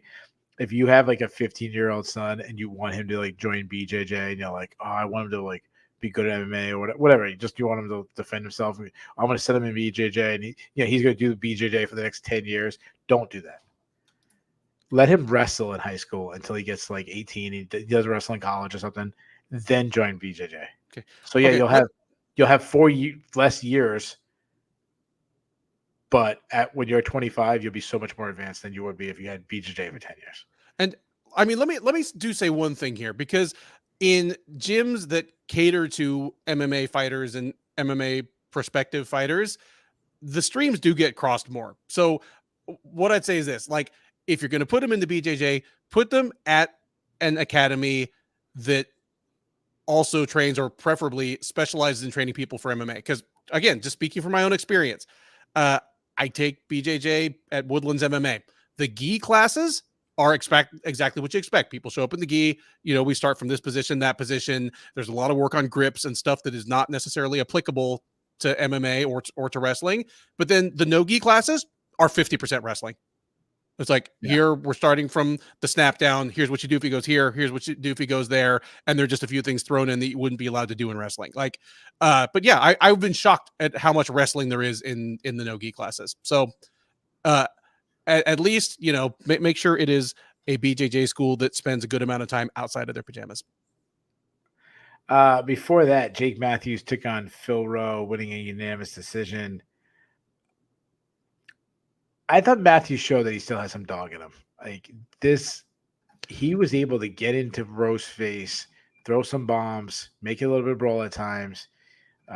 Very end of the match, when it was like a gut check, he found a way to get out from bottom, then get to, he ended up being on top and controlled and won the fight. To me, it was, there's some things I still worry about Matthews, but overall, I think it was a really good performance from him. I completely agree. Part of it is that Rowe is a fast starter, and if he doesn't get the finish early, he does wilt a little bit. I think you actually pointed that out on the preview. But Matthews, I like that you pointed out that he still got some dog in him, because the thing I've been most worried about regarding him is actually his motivation. Like, he sounded 2 years ago like a guy that might retire at 27. He sounded unmotivated. He was openly questioning his future in the sport. And I can understand that, because if you landed in the UFC when you were 19 and when you were 26, you were just another guy, and you had to go to the hospital 4 times a year because you got beat up, I could see just going, I'm past this. The money's not that good. I want to move on to what's next in my life. So yeah, good for Jake Matthews. Yeah, I thought Rowe was a terrible performance. I totally agree with what Luke Wilson says. He shells up way too much. He lets people get into the pocket with him because his refusal to keep this. He needs to watch how Randy Brown fight, how he fought tonight, how he fights, to learn how to keep his distance, because he throws nothing out there. I mean, Matthew was coming right in his face with nothing coming back at him. And he, to me, had a very poor fight IQ moment. He shot for a takedown, got taken out, somehow ended up reversing, winning. Matthews gets to, basically like your traditional referee's position, and Rowe throws in the hooks. He should have never did that. He should have just went with a traditional wrestling breakdown, chop the arm down, flatten right back out. When there was no reason to throw the hooks in from behind, get too high, and then he lost position because that lost position and lost the fight because that one mistake. Yeah. There was some moments in their grappling exchanges, especially in the third, where there was like some stalemate positions. I thought the referee should have stood him up, but it doesn't matter. Like Matthews kept the position because of that. And Rowe, I don't know if he was trying to get stood up or something. You can't count on that. Again, I thought it was a really bad performance from Rowe. Before that, a really surprisingly fun fight. Mickey Gall took on Basil Hafez. Basil Hafez winning by unanimous decision. It was 12-5 for Hafez. How did you score the fight? I actually scored it for Gall. I gave him the second and third Okay. rounds. Having said that, I'm not mad really either way. I thought all 3 rounds were individually like competitive. Yeah, this was an absolute war. I mean, it was a really fun fight. Hafez to me feels like obviously he got so much buzz with his his split decision loss to Jack Della Maddalena on days notice. He looked better in a loss to Jack Della Maddalena than he did in a win against Mickey Gall. He has a little bit of like this Lando Venata feel to him, where he had that Lando Venata had that one moment against Tony Ferguson, and he got kind of overrated. That might be the case with Hafez because he was a massive favorite heading. I think you said something like 4-1 or something like that. Even they closed at like minus 325, and that's after Gall, the New Jersey native, had hometown money coming in on him because the fight was taking place in New Jersey. Yeah. He was loading up too much, and when Gall started cleaning up his punches, tightening them up, he was having a lot of success. I thought I gave Hafez the first 2 rounds, and I gave Gall the third. I don't have any issue with anybody gave Gall the second. No, it again, and I don't have any problem. Dev scored this one with us, and Dev gave the second and third rounds gave the first and second rounds to Hafez, and therefore scored it for Hafez. I'm not mad at all at that competitive fight. And man, Gall looked good. I think sometimes a change of camp is overrated, kind of like a change of weight class as just a cure-all for what's wrong with a fighter. But Gall's striking looked notably improved after 1 camp at Killcliff. And I know he had back surgery too. So what is that? He might have had really bad. Yeah, obviously, he was gone for 2 years. Yeah, obviously he had surgery, so it was bad. His back was bad. Yeah, but some people come back from 2 years away and they're not better. Some people come back from 2 years away and they are. He was, whether it was a combination of the instruction, the back being better, or what. But that's the best his striking's ever looked. There is one thing that Hafez did that I thought was really good in a close fight. He got hit with some big shots with Gall, and he starts like going, "All right, let's have a war, let's throw down," and he like waves them in. And then as soon as like Gall got in range, he shot for a takedown. And I'm like, dude, that was brilliant. Like, oh yeah, let's swing it out. So Gall starts to like open up, and he reacts. He hits a reactionary double. I was like, yo. My boy was pretty smart. I was actually like, you're gonna get in the shooting range, and then he's gonna, we're gonna have this big like Holloway Gaethje throw slug it out moment. So he starts opening up, and you just drop underneath. I thought that was pretty brilliant. Before that, the big grudge match of the night, bigger than the Poirier Makhachev, was Aileen Perez versus Jocelyn Edwards. There was some, I don't know, there's some big beef. We didn't get like the full backstory. I guess they got into like a fight at the PI, and Cornerman jumped in, and supposedly a Cornerman choked out Jocelyn Edwards. And the UFC, you gotta tell that story a little bit more. Seriously, if you tell that story right, you could have put that on the pay-per-view. Yeah, like why wasn't the camera team there? Like, yeah, when, like what are you doing? When Connor showed up at Barclays Center, and instead of stopping him, he just followed him with a camera as he committed crimes. Like, come on. Yeah, like what are you doing? There was a moment in the first where they both kept they reversed each other like 5 times in a row. It was so bad. It was so bad, and I loved every second of it. It looked like, actually, no, I'm not gonna say what it looked like because it. Thank you. I was gonna be. But we all know. Yeah. It looked like my bachelor party. Anyways, just add a couple cans of cream corn. All right. Yeah, a little bit of freaking. Yeah. I love that moment. There was at one. There was so many like really weird between that, and then there was a moment where Jocelyn Edwards straight headbutted Aileen Perez, and the referee just didn't take a point, did nothing. And then there was a moment where Aileen Perez hits a spinning back fist, almost knocks Jocelyn Edwards down, and just doesn't go in for the kill, doesn't do anything, just like lets her back up, lets her recover. Just a weird fight. What do you have to say about this one? It was a terrible fight. It was a fun, terrible fight. but it was fun because I'm already here. I'm already sitting in front of my screen. Hey, I mean, at least some fun stuff is happening. Nothing in this fight made me want to see either of these two fight again, let alone fight somebody up the ladder from where they are now. So yeah. Yeah. And the headbutt, like I'll get to that later in the show. Okay. And the first fight of the night, Andre Lima took on Mitch Raposo it was supposed to be a flyweight fight, but Andre Lima missed weight by 4 pounds. So let's talk about David Torelli. David Torelli scored this fight for Mitch Raposo in one of the worst scorecards where Raposo clearly lost all 3 rounds. And yet it may not even have been Torelli's worst scorecard of the night. It's unbelievable how bad. Torelli Yeah. Torelli had a worse night than freaking Joe Selecki. Like Mitch Raposo's parents, like watching at home, didn't think he won this fight. No. Tyson Chartier didn't think he won this fight. No. Like nobody did. Lima got exactly the fight he wanted. He wanted a lower output kickboxing match from distance, and that's exactly what Mitch Raposo gave him. Mitch Raposo's the scouting report with him is a guy that wants to gas his opponent out and be on the gas with output. He in between the first and second round, he turns to his corner. He's like, oh, he's going to gas out, but then never turns up the volume. He'd throw like one punch, then step right back out. I'm like, why? What are you doing, man? And I like this kid, but yeah, terrible. I thought that was terrible. Good for Lima. Lima looks good. Those kicks are hard. His kicks are great. I forget who it was that called him miniature Edson Barboza, but it's kind of what it looked like.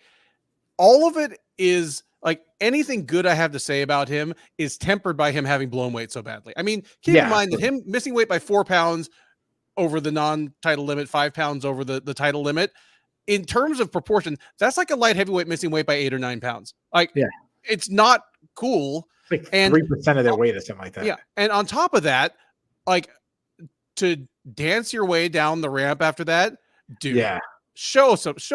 Yeah. I mean, I'm not even going to say respect, but God, show some professionalism. Like have the human decency to be ashamed of yourself. It's embarrassing. And your opponent's the one. Yeah. Your opponent's the one who took the fight this week, not you. Yeah. Your opponent's the one who took the fight this week. Like clearly Igor, what's his name, should have taken a bigger bite out of the guy because he had some weight to spare. Nice one. Nice. Right. Like, nice. But yeah, all the things that the Raposo scouting report said he was good at, and I did more than read the scouting report. I watched his fights like you did, wrestling, volume boxing, and above all pressure, like applying both of those skills with pressure were completely absent. He didn't do any of the things that got him into consideration to be in the UFC in the first place. Yeah. I think he went for 2 takedowns, both with like 15 seconds left in the round. Got takedowns both times. Which that's brilliant if you were winning the round, but he wasn't. Yeah, the round was really close, and he was like, "No, you're losing." And then I don't get it. It was a really, really terrible performance. I mean, it might have been a little bit of the octagon jitters or anything like that, but so there you have it. We have covered all 12 fights. Let's get into some fun stuff. Do we have the awards? Yeah, we have awards. All right. Do you agree with the awards, Ben? Well, I know that we have them. I'm just taking a look now to see what they actually are. All right, let's throw in the chat. Give your awards. Let's do a fight of the night and 2 performance bonuses. I'm assuming that's what we have. Fight of the night and 2 performance bonuses. We have a fight of the night. We have.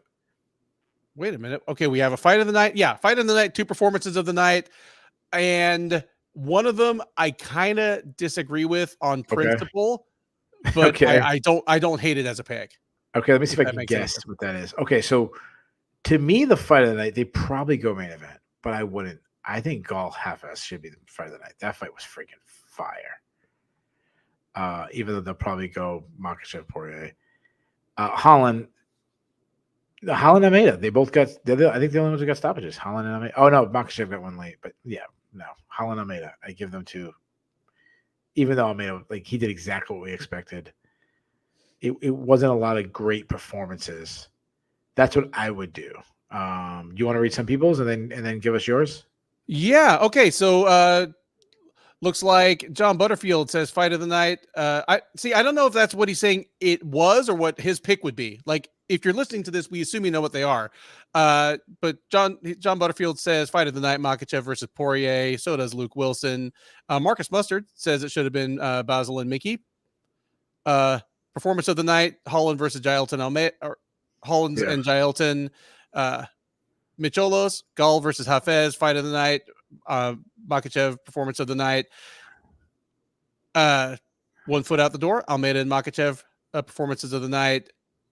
Our homie Jade Bunky, fight of the night, Islam versus Dustin, performances, Kopolov and Holland. I don't hate that one. Well, I'm surprised by Kopolov. Okay.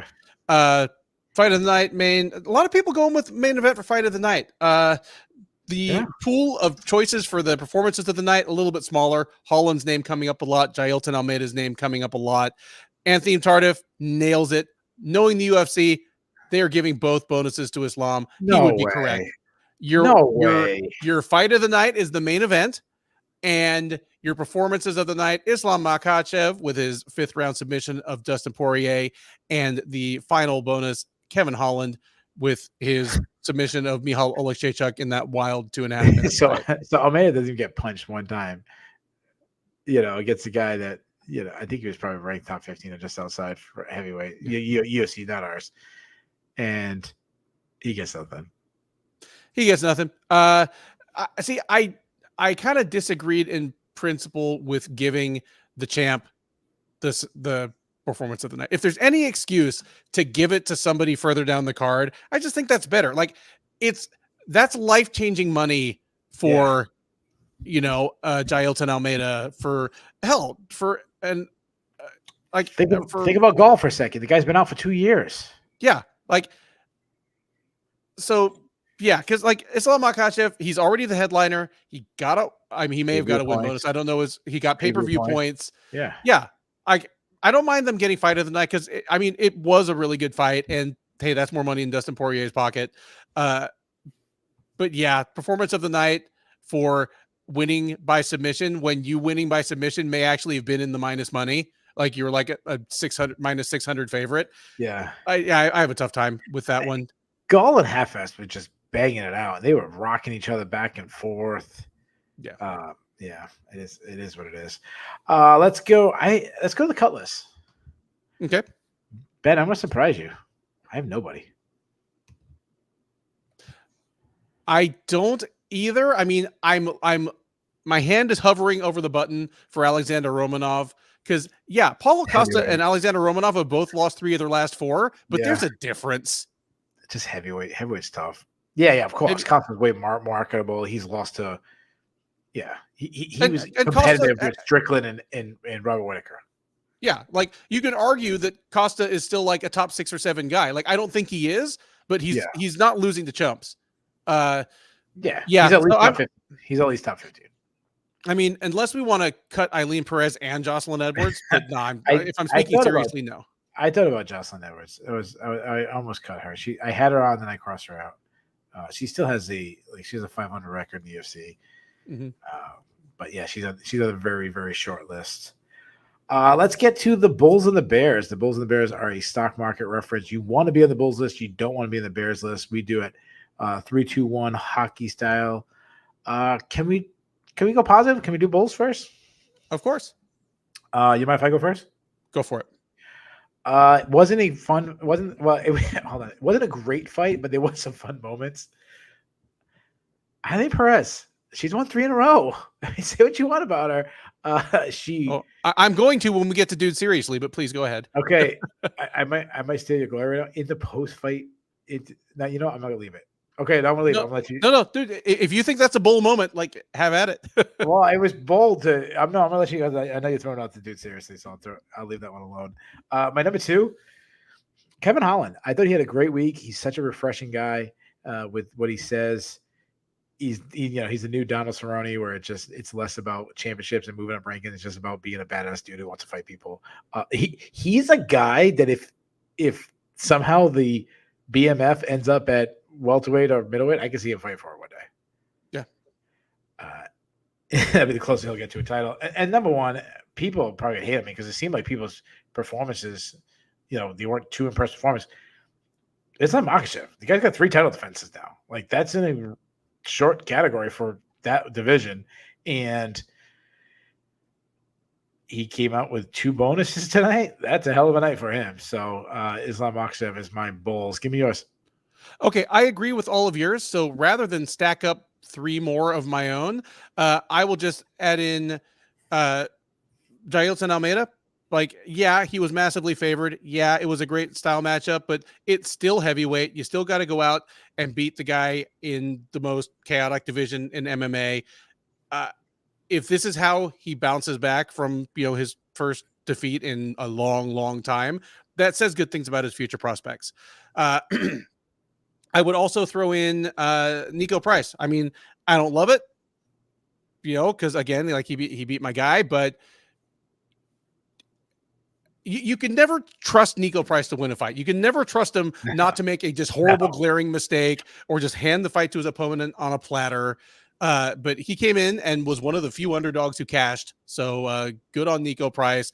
Go make another 9 kids, Dude, if he and Alex Oliveira had ever fought, and they were both welterweights in the UFC for like a decade, that would have been the first UFC fight where all of the purses went to child support. Like, it would have been some wild stuff. I just imagine Nico Price walking around the streets of New Jersey right now trying to find some weight. And I'm walking around with him trying to find a fat chick. Well, it's in New Jersey, so I go look up Jenny Sack, right? Anybody get that reference? I got that one, dude. Johnny Sack put out a hit on you, dude. That's an old one for you guys. Yeah. Let's get to the Bears. The Bears, you do not want to be on this list. Ben, I'll let you kick it off.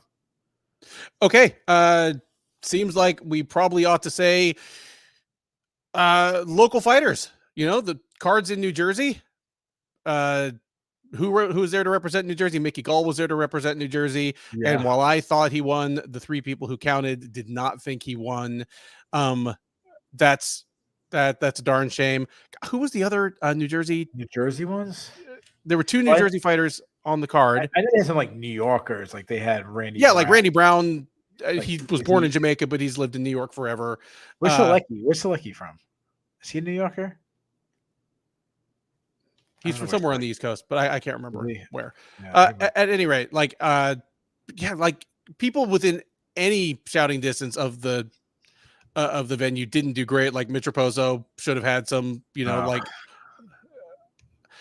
not a great night for them. Cesar Almeida, I said it before, like he had no margin for error, even though this was a split decision loss, even if it shouldn't have been split. That's it. I mean, I could see him fighting out his 4-fight contract in the UFC, but even if he wins his other 2 and goes 3-1, the UFC is not going to be like thrilled to sign him again. Like the sizzle's gone. He was brought into the UFC for one reason. Last one I'll throw out there. Real quick. So Selecki was born in New Jersey. Thank you. He has New Jersey ties. He trains in North Carolina, but he has New Jersey ties. There you go. And he lost as well. And he lost like no question.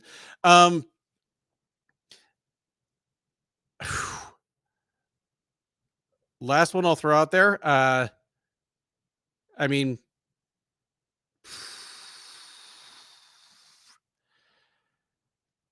Dustin Poirier, man, like it. I said off the top, it's a moment that will go towards making his legend, and I think he's probably the greatest UFC fighter never to win an undisputed title. But this was the last shot he had, and while he didn't get super close, it's not like Makhachev tapped him out in the last half of the last round of a fight that Poirier was winning. He came tantalizingly close. Like he made Makhachev look human, and it still wasn't enough. And that's it's just kind of heartbreaking. Yeah, I was sitting there going into the 5th round for Poirier, and I'm like, he just had his best round.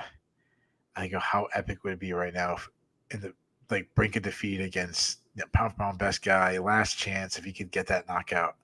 I was really hoping for that moment. Obviously, it didn't happen. Poirier was going to be number 1 on my Bears list, so I'll leave him off. Phil Rowe.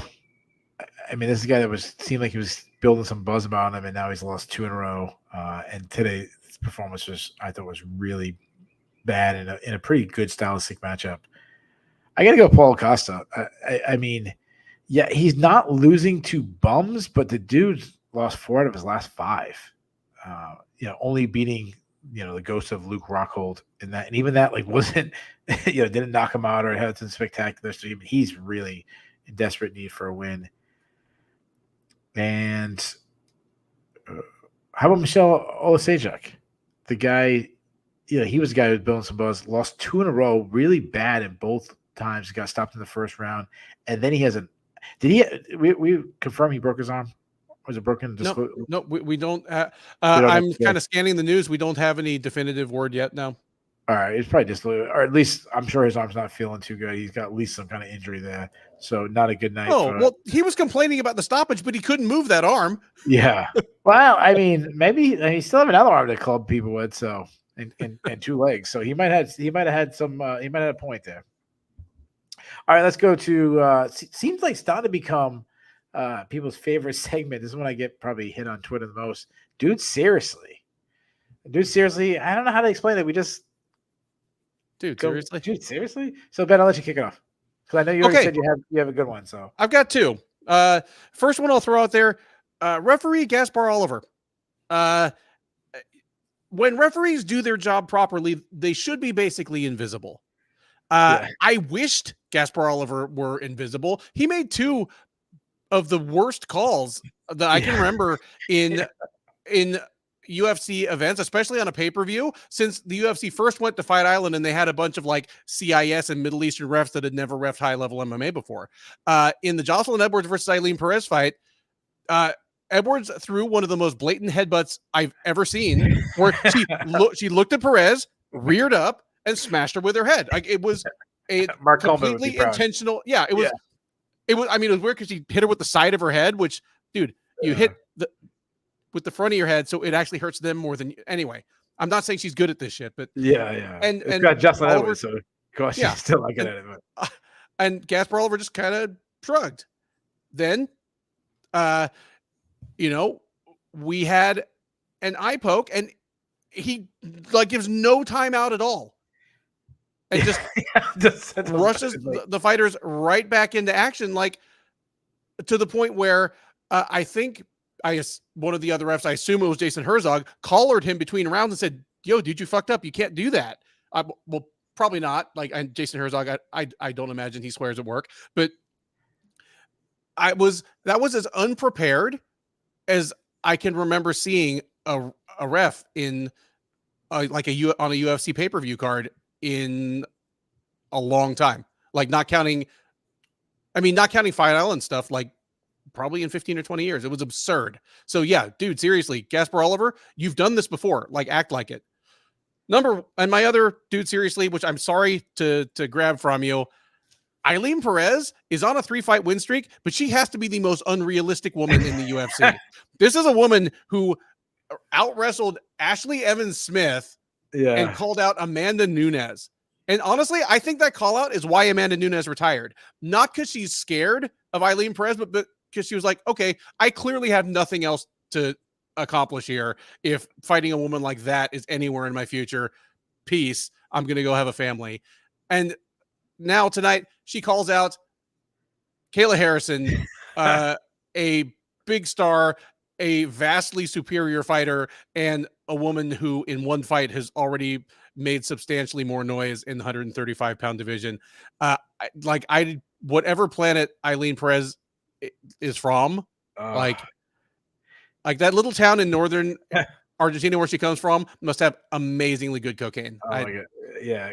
Kayla would beat her so bad she wouldn't be able to twerk again. What was the worst call out? That one or Buckley calling out McGregor? That was so like these Buckley he keeps doubling down on it, so good for him. And I can understand why people call out McGregor. Yeah, if you're between 145 and 185 pounds, it's like saying I'm going to Disneyland. Like, shoot your shot. Why would you call out Kayla Harrison where it probably wouldn't even be big enough to headline a pay-per-view, and she is absolutely going to ruin your ass? Yeah, Josh Berkman was on like a 1-fight winning streak on the Fight Pass prelims, and Connor's like big run. He just like knocked out like Dennis Seaver, and he called for a fight with Connor. So, All right, let me get to some. Let me get to some of mine. I got a bunch. I don't know. I don't know who this person is, but the person who hits the buttons for the ESPN like promo, they started the day with Rowe versus Matthews promo. Like, dude, seriously? The first fight was Lima versus Raposo. They had a whole like promo for Rowe Matthews.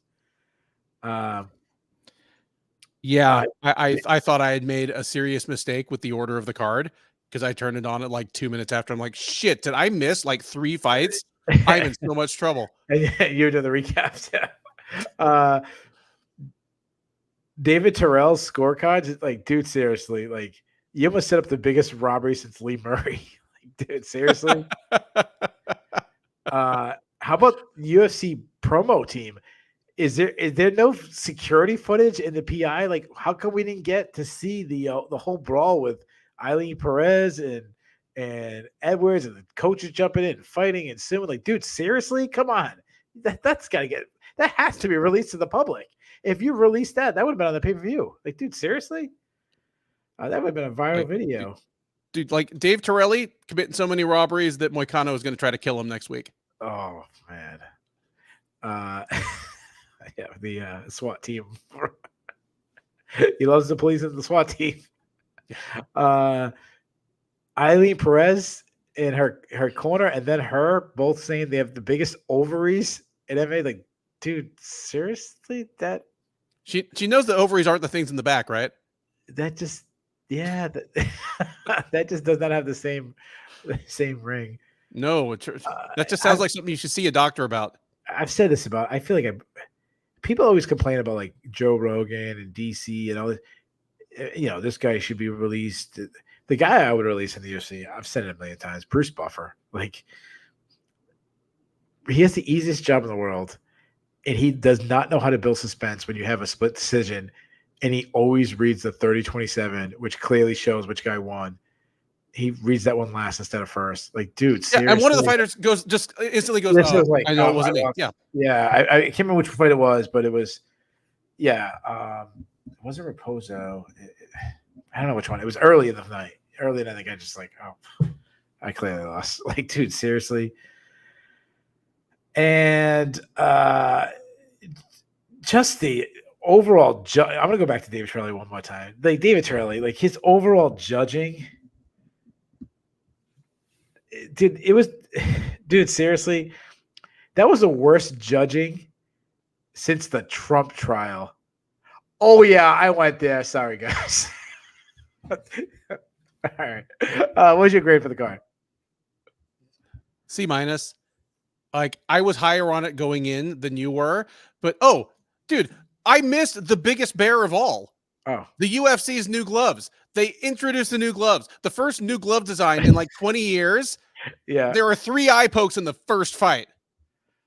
Like, nothing is different. Nothing has changed.